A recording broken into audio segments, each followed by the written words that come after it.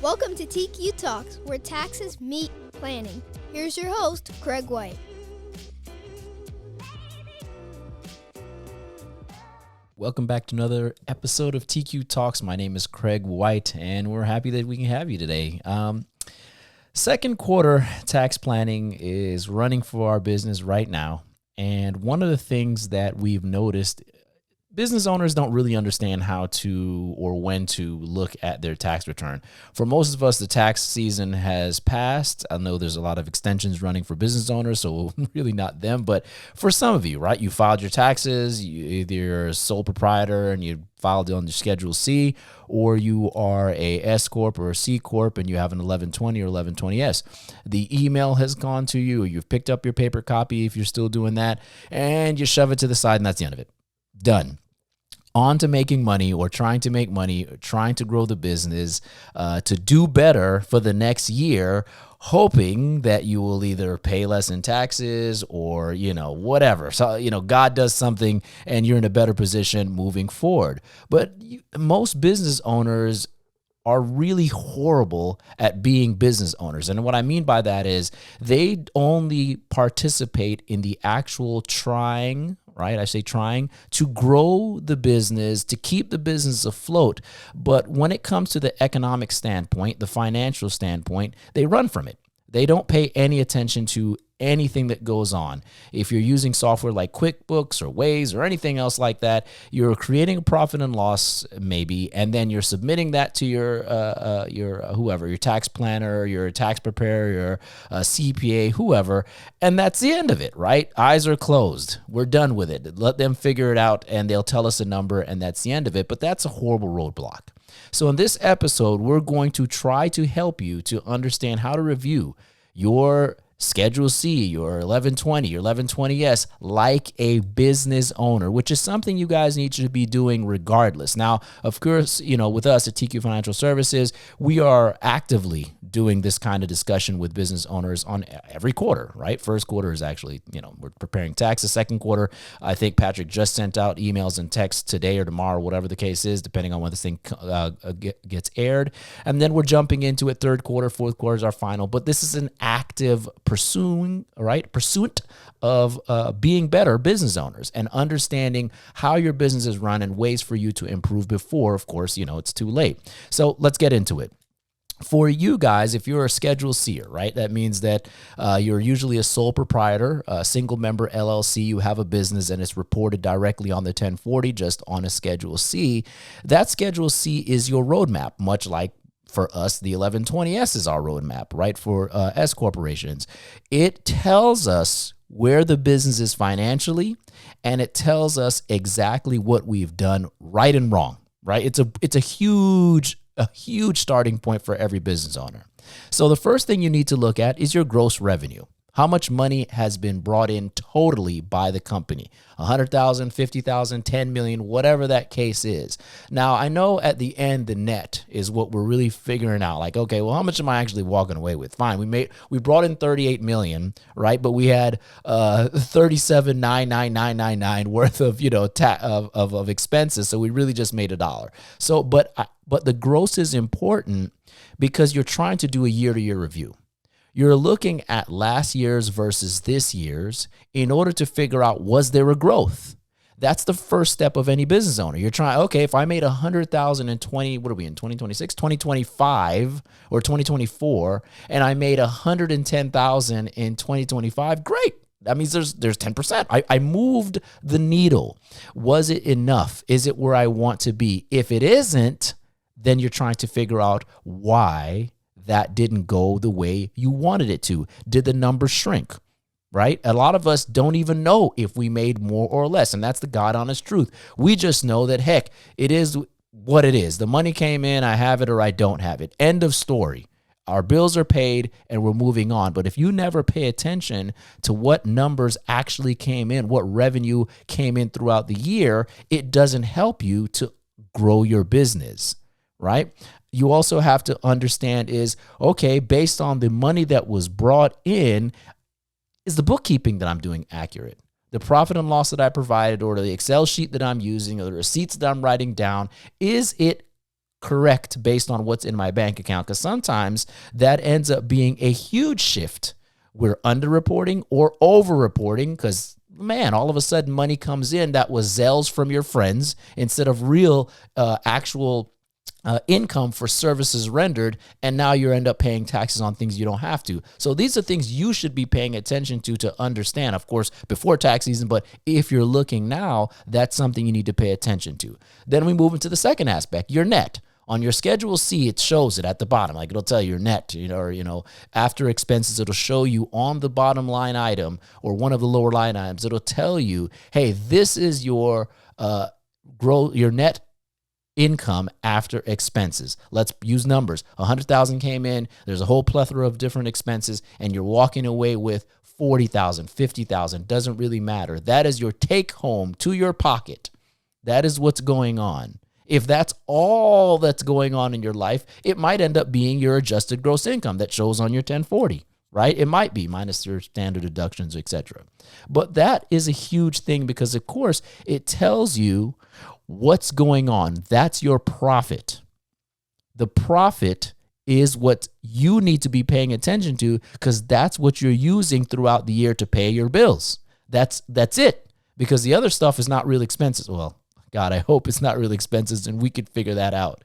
That net number also helps you to determine whether or not you are in the right entity structure.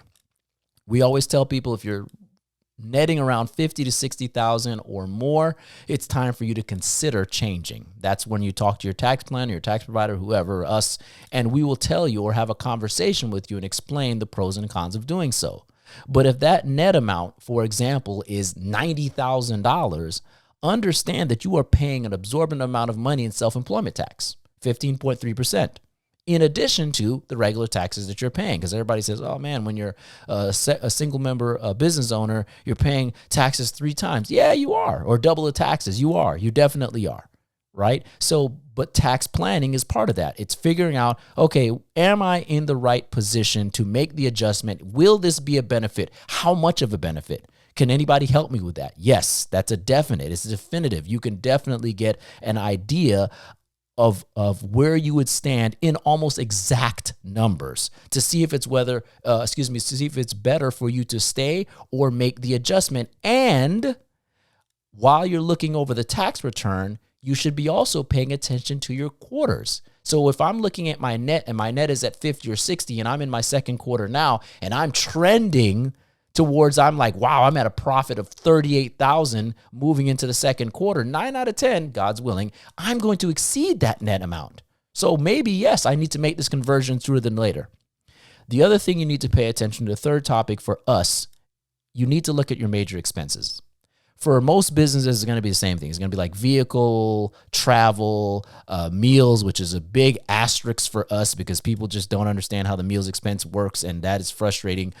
Meals are not the meals you just, you wake up, you eat some food, you go to whatever it is, your fast food place, your Chick-fil-A, whatever, and that's the write-off. That's not how meals work, but we're not going to go over meals today.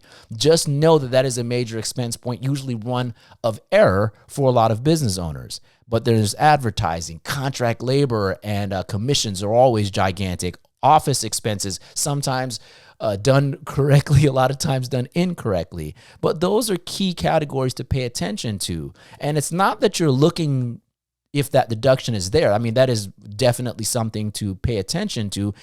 Did this deduction get included in my taxes? Oh my God, I forgot to do it, or they forgot to do it. Did it exist? But I'm also looking to see whether or not it makes sense. If my meals deduction, right, is $25,000 of my $100,000 income, something's wrong, right? Honestly, something's wrong. 9 out of 10. Again, you could tell me scenarios where depending on the type of business you're running, that could be a problem. But those high numbers, travel is 35%. What business structure are you in? Like, what kind of business do you have? If the numbers don't make sense, they don't make sense. Office expense, I'm at 43,000 out of my 100,000. You got to pay attention. If you're just lump summing things into categories, that means you're not doing a good job of paying attention to what these actual expenses are and how to correctly make them fit. It needs to be strategic and it needs to make sense. If it sounds like BS to you or it looks like BS to you, 9 out of 10, it's going to look like BS to the IRS. That's the bottom line, guys. And that's when audits come, when they see categories that just don't make any sense. So make sure you're reviewing to see, oh my God, I got to make that adjustment. Or a lot of people have miscellaneous or uncategorized expenses that are gigantic. And you're like, no, you guys got to sort through those and figure out where these expenses are coming from. Contract labor. Did you give 1099s to individuals that needed it? If they're making $600 or more, am I giving them the form, the 1099 NEC, non-employee, whatever contributions, I can't remember, for that form, right? Am I giving them that form to say, hey, Craig, thanks for working with us. Here you go. I need to be able to cover my butt. So I filed this 1099. It is what it is. I need to justify the expense. I need to figure it out. Or am I putting someone on payroll? Depending on what kind of decisions or options you need them to make in your business. Now, again, we're talking about a single member LLC. You cannot be on payroll, but you definitely can put people on payroll if they are doing the task that's needed to be done. And there's a whole bunch of rules behind that. I'm not going to get into that right now, but pretty much just summarizing, my wife would probably slap me for saying this, but ultimately, if you want them to be there for X amount of time and you want them to do certain things, you have an idea of, hey, you have to show up for X, they're probably going to be an employee, right? Because subcontractors are free to do what they want to do. That's the bottom line. That's easy. They don't have to show up. They're subcontractors, right? Next thing, the home office deduction, something you need to pay attention to. Are you understanding how it works with the simplified method and the long method, right? Are you looking at all the documentation that's needed in order to make sure that this is working out for your benefit? Do you understand that it drives down income but doesn't go past zero? Like, those are things you have to pay attention to, because sometimes you might give that information and you say, well, hold on, man. I don't understand. I don't even see it on the return. It depends. If we're already at a negative, you're probably not going to see anything. It probably didn't do anything at all.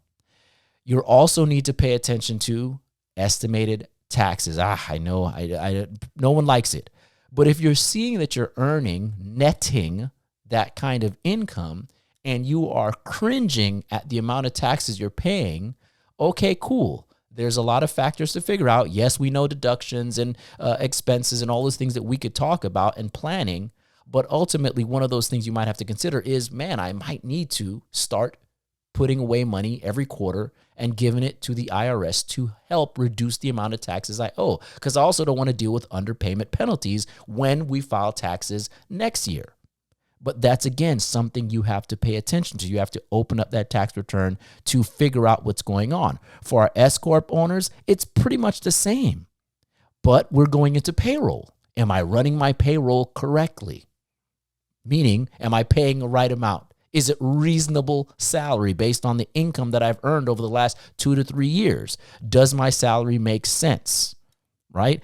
Do I need to increase it or decrease it for myself and others? Reasonable compensation is something that is always going to run with us when it comes to corporates, right? Then again, you're going through distributions versus salary, another topic that you have to look at to make. It's, oh my God, listen, I brought in $800,000 net last year. My salary is $20,000. Guys, that's not reasonable. It's not reasonable, especially if that number has been consistent for years. So that's something that we have to pay attention to. Profitability review is the same for us as well. For corporations, it's the same thing. Is the corp structure still beneficial? If my net profit continues to dwindle, and I mean low, 20,000, 30,000, okay, what are we doing right now, right? Is it still something that I need to do, or do I need to change what's going on? That's something that you have to think about, right? Things that you have to pay attention to as a business owner for both sides. Bottom line is, the second quarter is probably one of the most important quarters to tax plan for our side and for business owners. It's an opportunity for you to review your full tax return, have a better understanding of what your business is doing, and identify potential issues and benefits to the business. You have to start making time to actually pay attention to your tax return, or at least to make the time to have a discussion with whoever you're using about what's going on. Did the strategies that you guys talked about and implemented the year before show a benefit to you, or is it something you need to change? Are you waiting too long to plan? This is everything that we're talking about is showing up in the actual tax return. It's telling you that. It's telling you all those things. Does my spouse needs to be, or does my spouse need to be involved in the business? Do my children need to be involved in the business? Is there hiring and firing that needs to happen? Am I structuring or figuring out retirement planning? All these things happen second quarter. It's time for you to look at it to figure it out, because the information from the previous year is telling you everything. It's telling you what happened already and then what's to come based on your profit and loss moving forward. So don't wait till the end of the year to try to review or pull up the tax return because someone asks you and say, oh, by the way, let me make sure I take a look at it. That's not how it should work. Carve out 10, 15 minutes. That's it, 15 minutes a quarter minimum to have a discussion, like I said, with whoever's tax planning with you so they can walk you through certain things. And you can have a better idea. If it's one or two changes, it's going to make a gigantic difference in your business. So a tax return shouldn't be just the close of the year. It should help you to prepare for the next year to come. That's for every business owner out there. If you need help reviewing your tax return, or you want to have a second look, you want to have a conversation to figure out if things need to be changed or adjusted, and you're not using us currently, we're here for you. 800-413-1456. That's the end of our TQ Talks for today. We know it was educational. If you have comments, like them, drop them. I don't know all the intro, outro stuff. My son always deals with that stuff. But thank you again for listening. It was a pleasure to have you with us. We'll talk to you next week. Later. Thank you for listening to TQ Talks. If you enjoyed the show, please rate and recommend on iTunes, SoundCloud, or wherever you get your podcasts. You can also get more information at tqfinancials.com.